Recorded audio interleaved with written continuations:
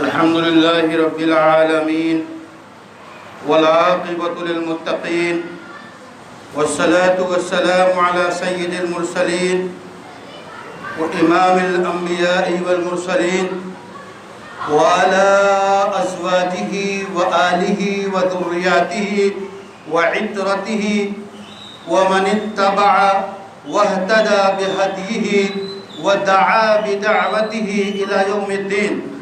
أعوذ بالله من الشيطان الرجيم. بسم الله الرحمن الرحيم. ومن أحسن قولا ممن دعا إلى الله وعمل صالحا وقال إنني من المسلمين. سامعین باتمکین، اس وقت جو آیت محترم امام صاحب نے تلاوت کی ہے اور ایک آیت کا حصہ میں نے تلاوت کیا، بات بڑی اہم ہے۔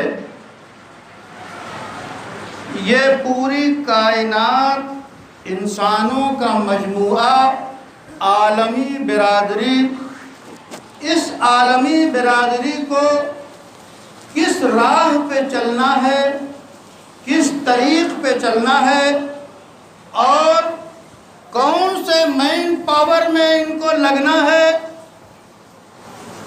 ان کا مقصد زندگی کیا ہے، یہ اس دنیا میں کیوں پیدا کیے گئے ہیں، یہ سب ایسے سوالات ہیں کہ باشعور عقل مند انسان کے دماغ میں اٹھتے ہیں، دل سوچنے پہ مجبور ہوتا ہے۔ یہ آسمان، یہ زمین، یہ کائنات اور انسانوں کا یہ سلسلہ آخر کیوں، اور پھر یہ کس طرح چل کر اچھی زندگی گزار سکتے ہیں، پھر اچھی زندگی کسے کہتے ہیں۔ کوئی اچھی زندگی صرف دولت مند ہونے کو سمجھتا ہے، کوئی اچھی زندگی بڑے عہدے پہ پہنچ جانے کو سمجھتا ہے، الگ الگ لوگوں نے معیار متعین کر رکھے ہیں۔ لیکن اس دنیا کے کاروبار کو چلانے کے لیے جہاں انتظامات کی ضرورت ہے، جہاں حکومتوں کی ضرورت ہے، جہاں مختلف نیچے سے لے کے اوپر تک جب تک انتظام نہ ہو، یہ انسانوں کا جو ہے کہ آبادی چل نہیں سکتی۔ اب اس انتظام میں کیسے خوبی پیدا ہو، حکومتیں کیسے اچھی ہوں، ظلم نہ ہو، زیادتی نہ ہو، جہالت باقی نہ رہے، ان پڑھ انسان نہ رہے، لوگ جو ہیں اتنے فقیر اور محتاج نہ ہو جائیں کہ بھوکوں مر رہے ہوں۔ یہ سارے سوالات ایسے ہیں کہ اس کا جواب کیا ہے؟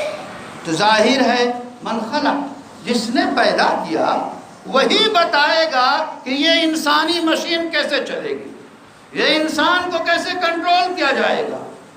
اس لیے جس نے پیدا کیا اسی نے ہمارے لیے نظام تجویز کیا، اور وہ نظام اسلام ہے، وہ نظام امن ہے، وہ نظام سعادت ہے، وہ نظام سلامتی ہے، وہ نظام ایسا ہے، نظام عدل ہے، نظام انصاف ہے، وہ نظام ہر کو اس کا حق دلانے والا نظام ہے، جس کو نظام اسلام کہتے ہیں۔ اسی اسلام کو بپا کرنے کے لیے ہر نبی تشریف لائے۔ آدم کا دین بھی اسلام تھا، آدم علیہ السلام سے لے کر محمد صلی اللہ علیہ وسلم تک اور اخیر تک ہمیشہ اللہ کو پسندیدہ جو راہ زندگی ہے، جس زندگی طریقے کو اپنا کر زندگی گزار سکتے ہیں، وہ اسلام ہے۔ اسلام ایک ہی راستہ ہے، یہی صراط مستقیم ہے، یہی ہدایت ہے، یہی پرامن ہے، یہی پر انصاف ہے، یہی پر عدل ہے، یہی ظلم و زیادتی سے پاک ہے، یہی ہر ایک کو حق دیتا ہے، تمام قبائل کو، تمام برادریوں کو، تمام انسانوں کو، سب کو ایک کر کے کہتا ہے کہ انسان وہ اللہ کے معزز ہے جو کہ اسلام لائے، جو کہ اللہ کو پہچانے، جو پرہیزگار اور متقی ہو، اللہ سے ڈرنے والا سب سے بڑا معزز۔ رکشہ چلانے والا اللہ سے ڈرنے والا ہے تو وہ اس وزیر اعظم سے بہتر ہے جو وزیر اعظم ظلم ڈھاتا۔ جس وزیر اعظم کو کوئی بھی دنیا کا ایک رکشہ چلانے والے کو ہندوستان کا دستور بھی حق جو دیتا ہے رکشہ چلانے والے اور صدر جمہوریہ کا بنیادی حق برابر ہے۔ کوئی کسی پہ ظلم نہیں کر سکتا۔ جو ہندوستان کا ہم انسانوں نے جو دستور بنا رکھا، ہم تو کہتے ہیں کہ اللہ کا بنایا ہوا دستور ان انسانوں کی کامیابی کے لیے ہے، اللہ کا بنایا ہوا قانون، اللہ کی یہاں سے آیا ہوا جو طریقہ ہے وہی انسان کو کامیاب کر سکتا ہے۔ اور آج کے اقوام متحدہ نے اس چارٹر سے جو رسول اللہ صلی اللہ علیہ وسلم نے حج کے موقع پر خطبہ حجۃ الوداع جسے کہتے ہیں، جو آپ نے قانون بنایا تھا اقوام متحدہ نے، اسی سے بیشتر قوانین لیے ہیں، اس کے بغیر چارہ نہیں، لیکن مکمل لینے کی ضرورت ہے تب کامیابی ہوگی۔ تو آخر اسی کو قرآن کہتا ہے، نبی آئے صلی اللہ علیہ وسلم اسی کی دعوت دینے کے لیے۔ نبی جب مکہ میں آئے تو تنہا تھے، اپنے اس پیغام میں مکہ کے لوگوں کو ابو بکر ایمان لائے، ام المومنین خدیجہ ایمان لائیں، سیدنا علی ایمان لائے۔ رفتہ رفتہ مکہ میں ایمان کیسے لائے؟ رسول اللہ کو دیکھ کر۔ رسول اللہ صلی اللہ علیہ وسلم نے کہا کہ اللہ نے یہ تمہارے لیے ضروری قرار دیا ہے تو وہ ایمان لائے۔ اس لیے ہماری شکل و صورت کو دیکھ کر، ہمارے بڑوں کی شکل و صورت کو دیکھ کر لوگ قریب بہت ہوئے ہیں اور اسلام بھی لائے ہیں، لیکن اتنا کافی نہیں ہے کہ آپ کی نورانی صورت کو دیکھ کر لوگ جو ہے اسلام میں داخل ہوتے جائیں گے۔ ورنہ رسول اللہ صلی اللہ علیہ وسلم سے زیادہ نورانی چہرہ کس کا تھا؟ آپ کے چہرے کو دیکھ کر مکہ میں آپ تشریف فرماتے سب لوگ ایمان لاتے، لیکن آپ کو دعوت دینی پڑی، گھر گھر جانا پڑا، قبیلوں کے سرداروں کو جانا پڑا، طائف میں جو کچھ حشر ہوا وہ دیکھنا پڑا، مارکے سر کرنے پڑے، بدر اور احد کو سر کرنا پڑا، غزوات کی ایک جھڑی لگ جاتی ہے، تب جا کے رسول اللہ کی یہ دعوت مکمل عام ہوئی۔ قرآن کہتا ہے اس سے بہتر کون ہوگا، اس سے سچی بات کس کی ہوگی جو اللہ کی طرف لوگوں کو بلائے، اللہ کے دین کی دعوت دے۔ رسول نے دین کی دعوت دی، صحابہ نے دین کی دعوت دی، تابعین نے دین کی دعوت دی، تو اسلام پھیلا، لوگوں کو کامیابی سے زندگی گزارنے کا سلیقہ معلوم ہوا۔ اسی سلیقے کا نام اسلام ہے۔ آج ہم اللہ کا شکر ہے کہ مسجد میں نماز پڑھنے کے لیے جو بنیادی رکن ہے اس کو ادا کرنے کے لیے بیٹھے ہیں۔ اس رکن کو ہم بچائیں کیسے؟ اس مسجد کی ہم حفاظت کیسے کریں؟ یہ بھی تو ہمارے ذمہ ہے۔ جب ہم مضبوط ہوں گے، جب ہم طاقتور ہوں گے، جب ہمارے اندر ایمان مکمل طور پہ ہوگا، اور اس ایمان کے ساتھ ساتھ آج کے جتنے وسائل ہیں، دعوت دینے کے جتنے طریقے ہیں، ان کو ہم اپنائیں گے۔ آپ ایس ایم ایس سے دعوت دیجئے، آپ واٹس ایپ سے دعوت دیجئے، آپ ایس بی پہ دعوت دیجئے، آپ جو ہے مختلف جو ذرائع ابلاغ ہیں ان کے ذریعہ لوگوں کو دین کی طرف بلائیے۔ میں ایک واقعہ نقل کروں گا جس میں بڑا سبق ہے، بڑی عبرت ہے۔ 633 کا واقعہ عیسوی، جنگ قادسیہ جو ایران میں لڑی گئی، عظیم الشان جنگ، دشمنوں کی تعداد 2 لاکھ سے زیادہ، مومنوں کی تعداد 33,000۔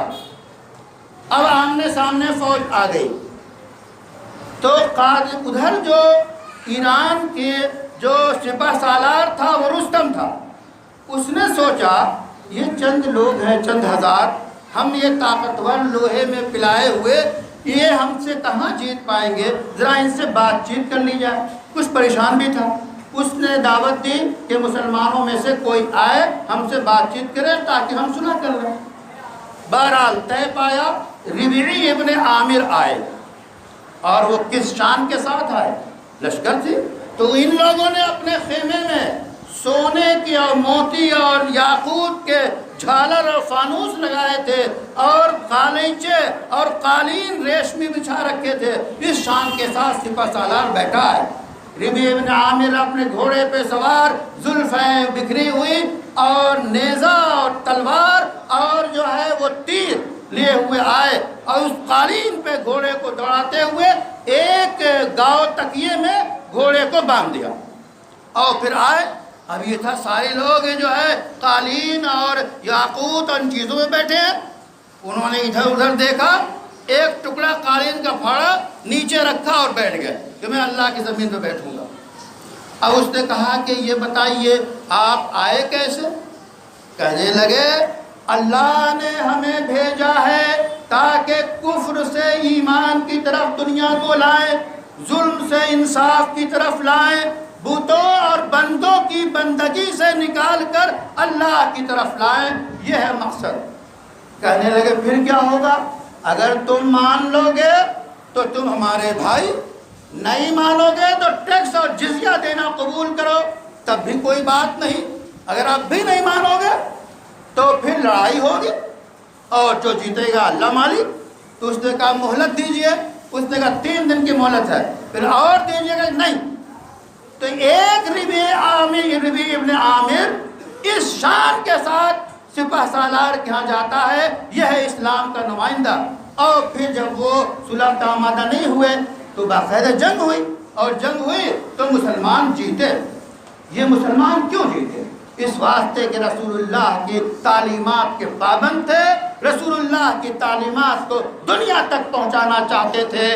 آئیے آپ بھی حق کیجئے کہ آپ اسلام کے مطابق زندگی گزاریں گے، اور جو بس میں ہے آپ پورے اسلام کو ہندوستان اور پوری دنیا میں آپ پیش کریں گے، تاکہ لوگ ظلم سے بچیں، زیادتی سے بچیں، لوگوں کو یرغمال بنانے سے بچیں۔ اور آپ آج بھی واقعات دیکھ رہے ہیں، آپ جانتے ہیں کہ تھوڑی سی جماعت بڑی بڑی جماعت پہ فتح یاب ہوئی ہے۔ آج بھی ایسا ہو رہا ہے کہ دیکھنے میں معمولی لوگ ان لوگوں پہ جو کہ وقت کے بڑے رستم کہلاتے ہیں، ان کو انہوں نے پانی پلا دیا۔ اس واسطے ایک مسلمان اپنے کو طاقتور سمجھے، جس کا جو دائرہ ہے اس میں وہ کام کرے، دعوت کا کام کرے، تبلیغ کا کام کرے، گشت کرے، نمازوں کے لیے بلائے، اور جو کچھ ہم سے ہو سکتا ہے اس کے لیے آپ ایک مشن اپنی زندگی کا بنائیں، جہاں رہیں مکمل اسلام کی دعوت دیں۔ اللہ سے امید ہے کہ اللہ تعالیٰ آپ کو ایمان پہ باقی رکھے گا، اور آپ کے ذریعہ لوگوں تک ایمان اور اسلام اور خیر اور بھلائی کو پہنچائے گا۔ وآخر دعوانا ان الحمدللہ رب العالمین۔